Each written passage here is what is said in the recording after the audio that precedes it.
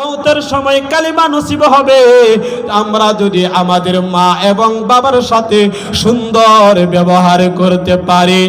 এক নম্বরের কাজ হলো আমরা তাদেরকে এমন কোনো কথা বলবো না যেই কথার দ্বারা তাদের জবান থেকে কষ্টটা বের হয়ে আসে। দুই নম্বর আল্লাহ রাব্বুল আলামিন বলেন ওয়ালা তানহারুহুমা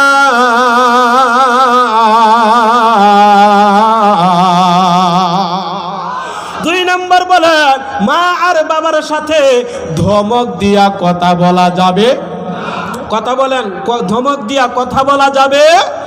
কিন্তু আমাদের সমাজে নেতাদের সাথে ধমক দিয়া কথা বলি না, এই রাগটা আমরা ঘরের ভিতরে মা এবং বাবার সাথে টিকে আমরা দেখাই, আছে না নাই?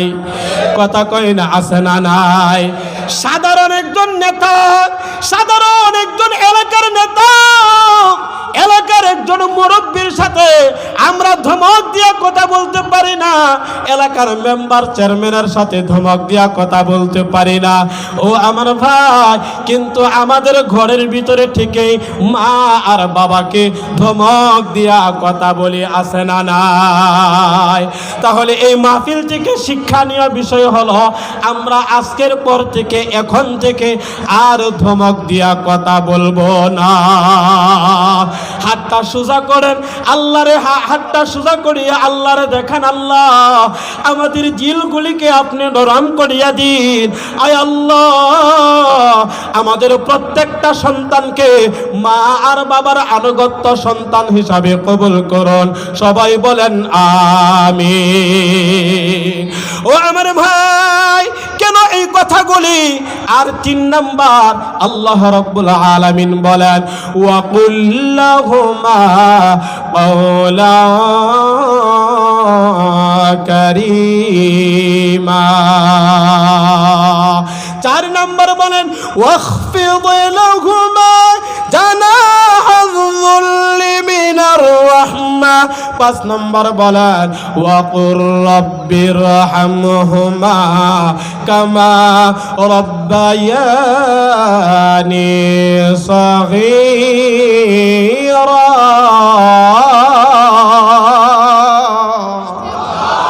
আল্লাহ রাব্বুল আলামিন বলেন তোমরা 2টা কাজ করবে না। 1 নাম্বার হলো তোমাদের কথার দ্বারা মা এবং বাবারে কষ্ট দিবা না। 2 নাম্বার হলো ধমক দিয়া তোমরা কথা বলবা না। আর 3 নাম্বার হলো সুন্দর সাবলীল ভাষায় তোমরা কথা বলবা। বলবেন হুজুর কেমনে বলবো, কেমনে বলবো? আজকে আমি এখানে আসলাম, এখানে আব্দুল খালেক শরীয়তপুরি বারাকাল্লাহু ফি হায়াতি হুজুর আসবেন, দেশ বরেণ্য উলামায়ে কেরামগণ এখানে আসতেছেন। আপনাদের মহল্লার ইমাম সাহেবের সাথে ব্যবহারটা কেমন করেন? অর্থাৎ ওনাদের সাথে কথা বললে 5টা দিক চিন্তা করেন, যেন আমার কথার মধ্যে কোনো বেয়াদবির লক্ষণ প্রকাশ না পায়। আওয়াজ দিয়ে বলেন কথা ঠিক কিনা? ও আমার ভাই, এরকম ভাবে আজকে আপনি একজন আলেমের সাথে সুন্দর ব্যবহার করেন, আপনার মসজিদের ইমাম সাহেবের সাথে সুন্দর ব্যবহার করেন, শ্বশুর আর শাশুড়ির সাথে সুন্দর ব্যবহার করেন।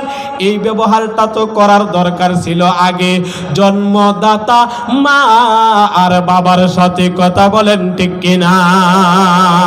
কিন্তু আমাদের সমাজে একটা রোগ আছে, অনেকে প্রশ্ন করে হুজুর মা আর বাবা যখন বুড়া হইয়া যায় তখন তাদের জেহান আর ভালো থাকে না, তখন তাদের স্বভাব চরিত্র খারাপ হয়ে যায়। বলুন তো এরকম অভিযোগ আছে না নাই? কথা কই না, আছে না নাই? আল্লাহর হাবিব মুহাম্মদুর রাসূলুল্লাহ সাল্লাল্লাহু আলাইহি ওয়াসাল্লামের দরবারে একজন লোক আইসা বলতেছে ইয়া রাসূলুল্লাহ, ইয়া হাবিবাল্লাহ, আমার আব্বা নাই, আমার আম্মা জীবিত আছে কিন্তু বুড়া হয়ে গেছে। বুড়া হওয়ার কারণে আমার আম্মার মেজাজটা খারাপ হয়ে গেছে, আমার আম্মার মেজাজটা ভালো না। আল্লাহর নবীজি উত্তর দিলেন, শোনো, আজকে তোমার আম্মা বুড়া হওয়ার কারণে তার মেজাজটা ভালো না। যখন তোমারে 9 মাস পেটের মধ্যে ধারণ করছিল তখন কি তোমার মায়ের মেজাজটা খারাপ ছিল না? অর্থাৎ 9টি মাস যখন তোমাদেরকে গর্ভে ধারণ করছিল তখন কি মেজাজটা ভালো ছিল, আর আজকে বুঝি খারাপ হয়ে গেছে? ওই ব্যক্তি ডাক দিয়া কয়, ইয়া রাসূলুল্লাহ, ইয়া হাবিবাল্লাহ, আমি যেটা বলেছি এটাই সত্য, আমার মায়ের মেজাজটা ভালো না। আল্লাহর হাবিব বলেন, তোমারে ডেলিভারির পর 2টি বছর যে দুধ পান করাইছিল এত কষ্ট করিয়া, তখন কি তোমার মায়ের মেজাজটা খারাপ ছিল না? ওই ব্যক্তি ডাক দিয়া কয়, ইয়া রাসূলুল্লাহ, ইয়া হাবিবাল্লাহ, আমার মায়ের যত ঋণ আছে ওই ঋণগুলি আমি পরিশোধ করিয়া দিছি। আল্লাহর হাবিব বলেন, কেমনে তুমি পরিশোধ করলা? ওই ব্যক্তি ডাক দিয়া কয়, ইয়া রাসূলুল্লাহ, ইয়া হাবিবাল্লাহ, আমি আমার মাকে কোলে করিয়া কাঁধে করিয়া মক্কা আর মদিনা শরীফ আমি তুয়াফ করাইছি। অর্থাৎ আমি মক্কা শরীফ আমি আমার মারে কোলে করিয়া কাঁধের মধ্যে করিয়া হজ করিয়ে নিয়ে আসছি। অর্থাৎ মায়ের যত পাওনা ছিল আমি তা সম্পূর্ণ আদায় করিয়া দিলাম।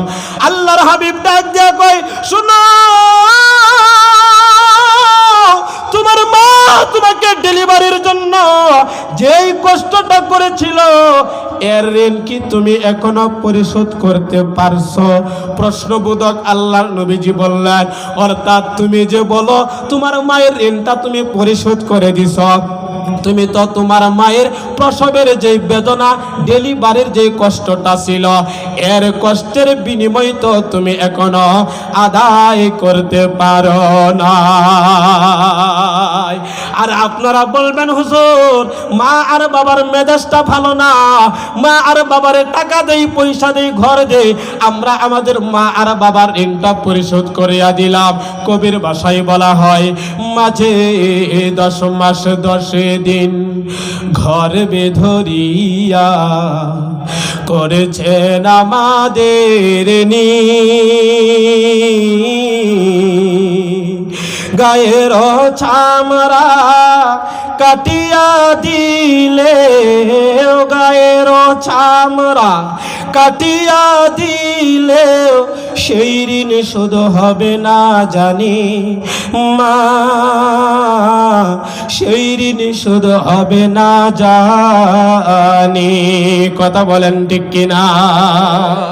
কতদিন দেখি না মায়ের ওই চাঁদ মুখ, কষ্টে বুকটা ভরে পিঠা পুলি বানাইয়া পায়ে শরণ দিয়া মায় অপেক্ষা করে। এখন আর পথ চাহিয়া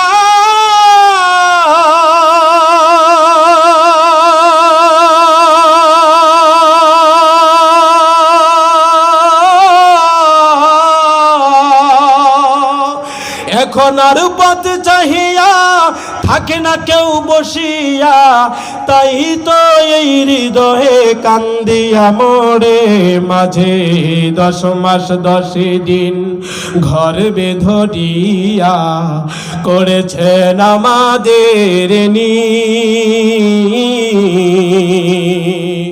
ও আমার ভাই, আমি যে কথাটা আপনাদেরকে বুঝাইতে চাই এটা হলো, গায়ের চামড়া যদি বানাইয়া মা আর বাবার যদি জুতা বানাইয়া দেন, আর এই জুতা পরিধান করিয়া ঘষায় ঘষায় জুতার চামড়াটা শেষ হয়ে যাবে, এরপরেও মা আর বাবার ঋণ পরিশোধ করা যাবে। কথা বলেন, যাবে? বলবেন, হুজুর, এত কঠিন আল্লাহ কেন করলেন? এত কঠিন ভাবে আপনি কেন বলতেছেন? এর ব্যাখ্যা বুঝতে হলে সূরা লোকমানের 14 নম্বর আয়াতের ভিতরে যাইতে হবে। আল্লাহ রাব্বুল আলামিন বলেন, তোমাদের মা হামালাতুহু উম্মুহু ওয়াহনান আলা ওয়াহনি ওয়া ফিসাল।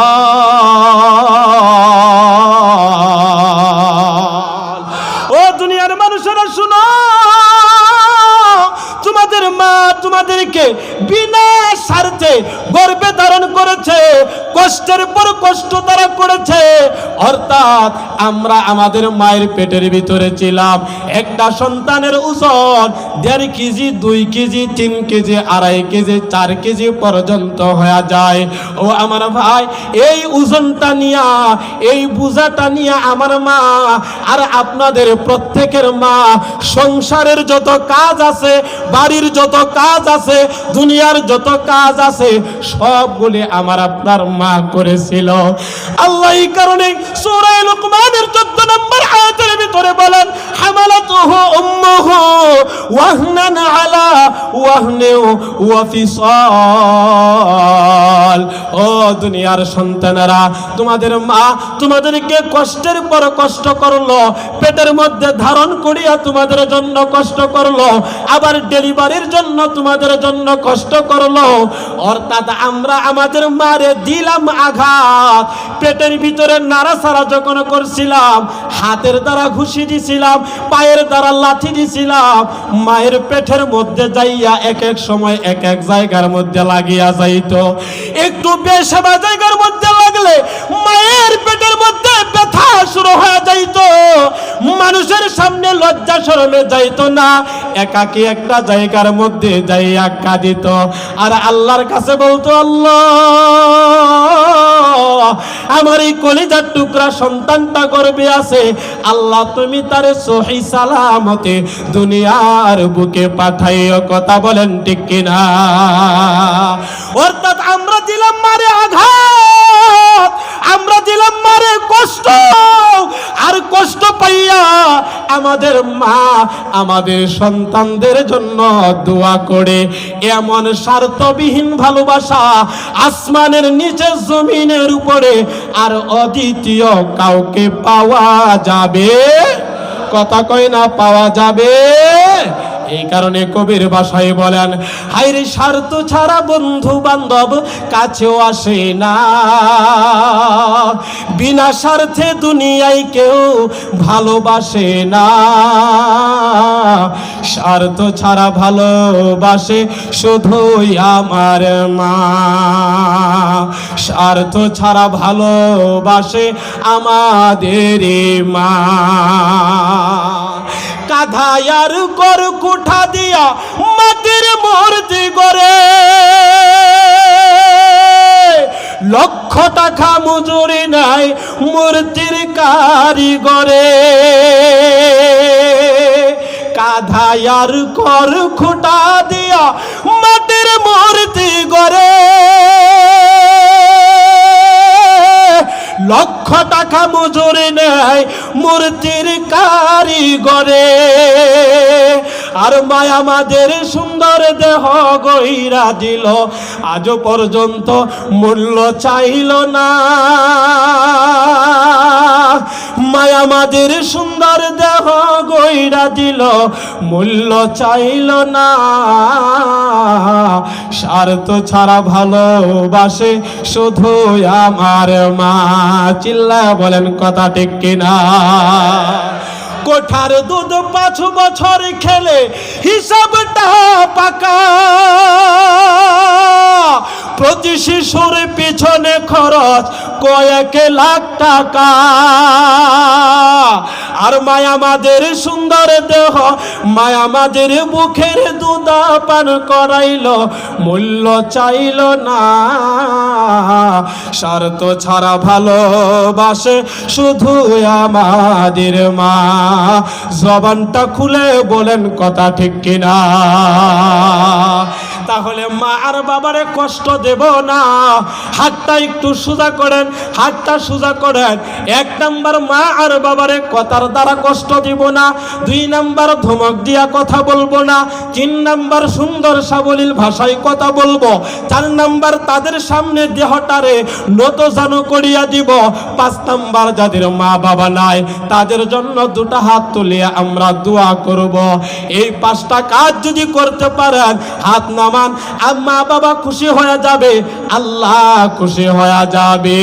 আর এই 5টা কাজ যদি করতে পারেন হায়াতের মধ্যে দীর্ঘ হায়াত পাবেন। 2 নাম্বার বালা মুসিবত থেকে বাঁচতে পারবেন। 3 নাম্বার সম্মান আল্লাহ বাড়াইয়া দিবে। 4 নাম্বার মক্কা মদিনা যাওয়ার তৌফিক দিবে। 5 নাম্বার মওতের সময় কালেমা নসিব হবে।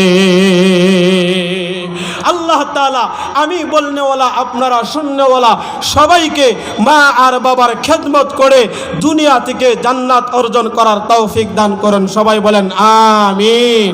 সবার কাছে দোয়া চাই, আমিও দোয়া করি। আসসালামু আলাইকুম ওয়া রাহমাতুল্লাহি ওয়া বারাকাতুহু।